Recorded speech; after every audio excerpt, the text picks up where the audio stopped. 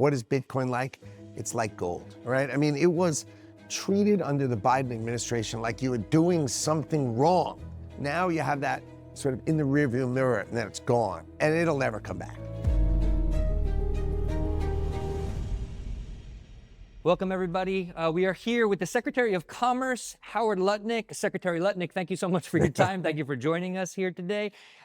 Super excited to dive in. We've had this incredible day here around the White House of new media coming and talking with people like yourself. It's been an incredible experience thus far. And a lot of us seem to have absorbed this energy of what this first 100 days have been like for the Trump administration. So please take us behind the scenes a little bit. What has this first 100 days been like? Well, it's been frenetic because the president makes news every day. I mean, literally every day. I mean, have you ever seen anything more comfortable and more extraordinary than the President of the United States sitting behind his desk, just bring in the press. Let's just talk to the press. Let's answer questions like every day. I mean, it's the most impressive thing you've ever seen. Okay. And it's so much fun, really.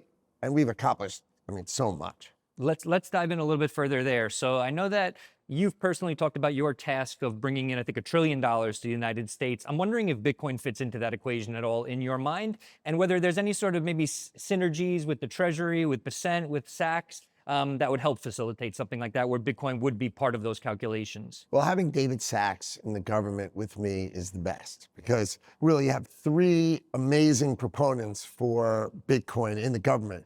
Of course, led by the number one, which is Donald Trump, of course, and you have David Sachs and myself. So for a long time, we've been Bitcoin proponents, right? Way before we're in the government. We're not newfound lovers, right? This is an old love affair for us. Yep. So we can talk about it, we think about it together, and I think that's why we've been able to deliver so quickly on the campaign promises that Donald Trump said.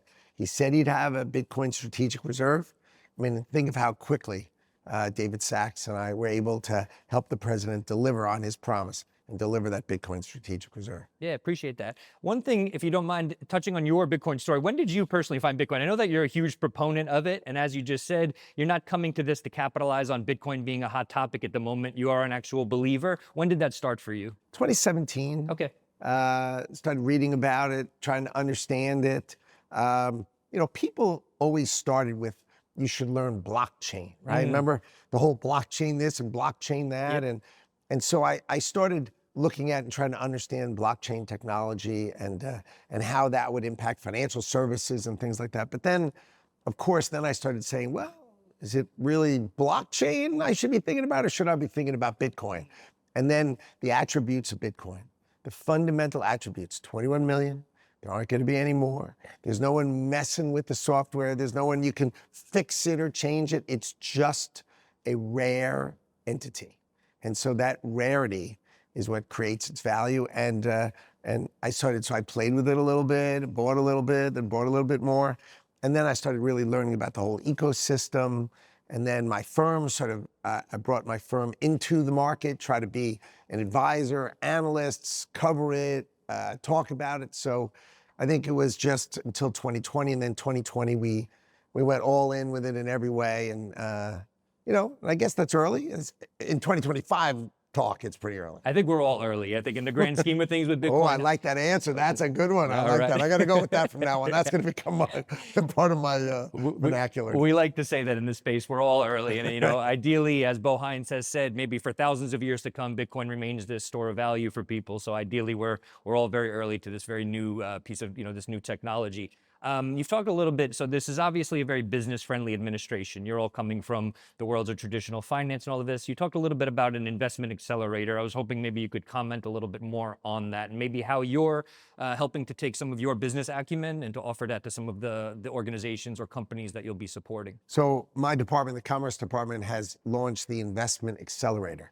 What that means, it's sort of, right, IA, not AI, like that, Investment Accelerator, but the idea is when firms and companies want to invest in America, right? If they're going to be over $1 billion investment, let's help them. Let's clear the regulations. Let's help them get the permits. Let's be business friendly. And then if they're investing $10 billion, let's assign someone for white glove service. I mean, a full-time person who's available for them. They can call at any time and all the time, who will make sure that they get the service they deserve from America. So imagine the greatest country in the world actually caring for people who want to invest. And we're doing all sorts of interesting things. I'll give you an example. We're going to make it, if you want to mine Bitcoin and you find the right place to do it, you can build your own power plant next to it.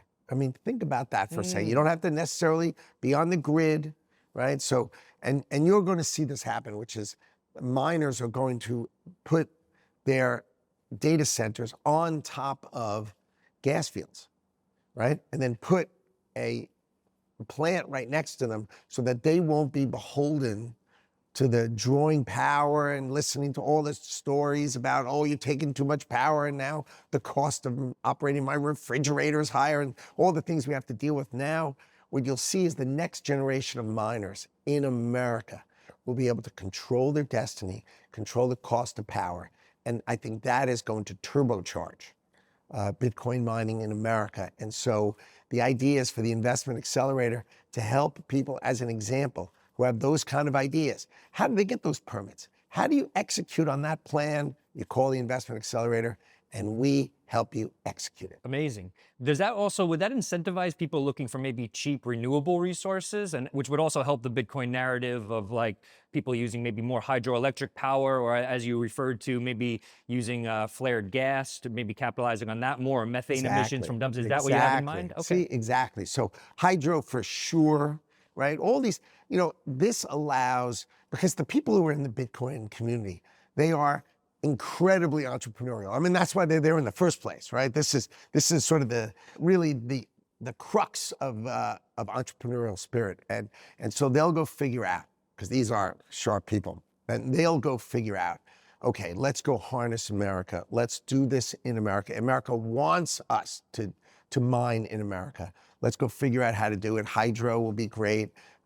Flaring, you'll have all sorts of ways to create cheap power, and that cheap power will be off the grid, and they'll be mining it, right? And I think this is going to create a boom in Bitcoin mining in America. Is a Bitcoin ETF the same as owning Bitcoin directly? While Bitcoin ETFs might offer a familiar face, they lack the true ownership and flexibility of directly investing in Bitcoin. With iTrust Capital, you can buy and sell real Bitcoin 24/7 with the tax advantages of an IRA. Real Bitcoin means no middleman, no restricted stock market hours. Choose the path of direct Bitcoin investment with iTrust Capital, because access equals opportunity. Invest in Bitcoin at itrustcapital.com today.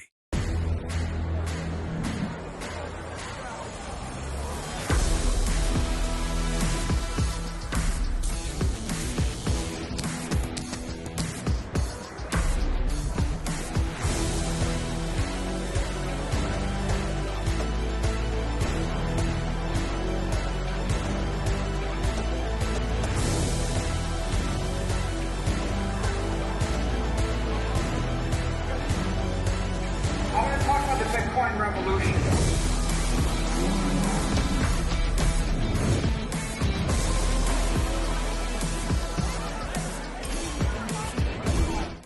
And I know President Trump has talked a lot about the Bitcoin being made in America, more mining in America. There is one small concern that the community has, and it's that if there's too much mining happening in one country, then there's potentially a risk of censorship, which would potentially undermine maybe some of Bitcoin's value proposition. What would you say to that community? I mean, it doesn't seem that, especially compared to the previous administration, that there's any sort of intent to do something like that, to say we're going to be censoring. But is this a concern that people should have, or not necessarily? I don't think so. I think America is the most extraordinary business place on the earth. I don't know where you're going to pick. I mean, what's the plan B of America? Right? Like, I mean, what's better, or where do I go from here? It's just not attractive. So the idea is figure out how to win in America, and that's how you get to the highest highs. So, and I think everybody watching this podcast is going to be nodding their head in agreement, because we all know that the American economy and the American entrepreneurship is the place to be. You have Donald Trump in the White House. This is unbelievable opportunity. He's going to unleash that opportunity, and I think our community is going to have the best time doing it. Amazing. One of the other things that I think, Michael Saylor often says Bitcoin is hope. And you've talked a bit about despair. In the modern American era, there's been a lot of despair. There's been, I think you talked about it with Anthony Pompliano. You used to talk about the fentanyl epidemic. In the Bitcoin space, though, there's a lot of optimism. There's a lot of hope for the future. Do you think that this is going to spill over and that maybe more people who right now aren't into Bitcoin because of the actions that you're taking, that the broader Trump administration is taking, will become exposed to Bitcoin and that it could be a sort of a boon in some ways for them? I think for sure, right? I mean, it was treated under the Biden administration like you were doing something wrong. Like, what were you doing wrong? Like, where was the harm to someone? Where was the, so now you have that sort of in the rearview mirror and then it's gone. And it'll never come back, right? Because once the United States of America embraces something, you've never seen the United States of America embrace something and then they're turn their back on it later. That's never happened. Yeah. So now you've turned that page, you're in the positive world of America. And I think what's going to happen is Bitcoin will become more and more part of the just ordinary talking. People can hold it as assets. They'll trade it like a stock. There's no difference from it maybe, but it's not really a stock. It's more a commodity. I believe like the way you talk about it is, what is Bitcoin like? It's like gold. To me, it's a commodity. Why? There's only so much of it, right? And it's like gold. Now, gold trades anywhere. No one stops me from buying this ring when I went to buy the ring of gold, right? So gold trades everywhere. Exchanges, okay. If you want to be an exchange, you can be an exchange. But if you want to buy and sell gold, you can buy and sell gold. Right. So I think you should be able to buy and sell Bitcoin. It's a commodity. It should be treated like a commodity. It should be treated like oil. It should be treated like gold. It's intellectually correct. I know people have all sorts of things to say about it, but in the end, it's not a currency. It's a commodity. And once you embrace the concept of a commodity, you'll see how beautiful that is and how that fits into almost every thoughtful box, right? No one stops someone from selling oil from one person to another. No one should stop someone from selling Bitcoin from one person to another, using Bitcoin, however they want to do it. You want to put it on an exchange? Fine, call it a commodity exchange. But let's understand that Bitcoin, if it's treated like a commodity, is the freedom that we all, who are watching this podcast, we all look for. Understood. Speaking of paralleling Bitcoin to gold, we were talking a little bit off camera about maybe the Bureau of Economic Affairs, which you oversee. Would they potentially start to look at Bitcoin as something more akin to gold when it comes to sort of calculations around trade deficits, GDP? Is this something you might consider? I think it's a really good idea, right? I think to understand, since I think, right? I've just told you what I think, which is I think Bitcoin is a commodity consistent with gold. So bullion is treated a particular way. And I think looking at Bitcoin that way and starting to put assets and statistics about that asset out there, I think would be really interesting. And I'm going to explore it.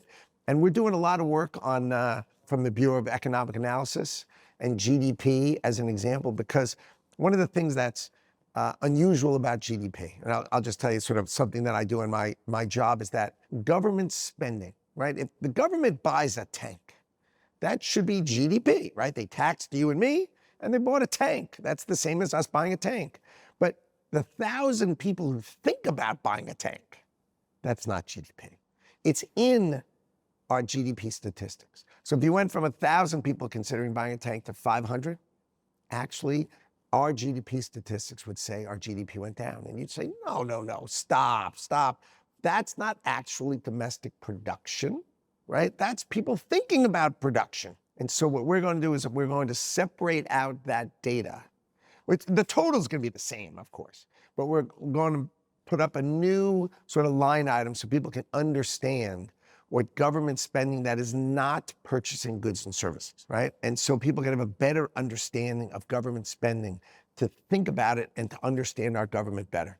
And so once you're in that kind of detailed thinking, then really addressing bullion and saying, why am I dealing with bullion in this way and not dealing with Bitcoin in a similar way? I think that's going to be studied deeply And I think it's a good idea. Appreciate that. And I like how you were talking about the transparency, putting all these line items out for the public to see. One of the things that I think the public is anticipating is the results of our Bitcoin audit or our broader digital asset audit. Do you have any idea on whether those results will be made public anytime soon, or whether we do have any sort of update on how much Bitcoin the United States is holding? And then maybe any information too on maybe how we plan to hold the keys to the Bitcoin for the strategic reserve. I know we can't go into great detail there, but maybe who you're speaking with, maybe if it's people from the industry or how we're looking at that. Yeah. When the administration wants to come out with those answers, we'll come out with them, but unfortunately I'm not at liberty to do it right now. I understand. The other thing is that it's been a very exciting 100 days. In politics, there's always this sort of race to get things done before the midterms, right? So what are the next few steps? What are the next few big things that the administration wants to accomplish, and maybe where does Bitcoin fit into those? Well, I think right now we all know that the United States of America and Donald Trump are trying to reset global trade to make it more fair for America, right? And so we are really right in that. And it's got, he said 90 days. We hope to get the majority of things accomplished. So that's sort of the next couple of months for sure. Then he's off trying to create peace in the world. Another sort of awesome, imagine working for someone who's trying to rebalance global trade and trying to create peace in the world. I mean, it is extraordinary to work for Donald Trump. But those are sort of his two big things then. And then I think after that, I think we can put Bitcoin back on the agenda, right? We set up the Bitcoin Strategic Reserve, which was exactly delivering on his promise, right? And making everybody in the Bitcoin community feel the love and affection and support of this administration, for sure. And those were his two key promises to our community, the Bitcoin community. So after he sets those big two agenda items, I think we'll start to talk a little bit more about Bitcoin, but he's got those big agenda items on his plate, and he's on it all the time. Amazing. Well, Secretary Lutnick, we really appreciate your time. Thank you so much for joining us, and we look forward to continuing this conversation with you. Thanks. I had a lot of fun. Thanks.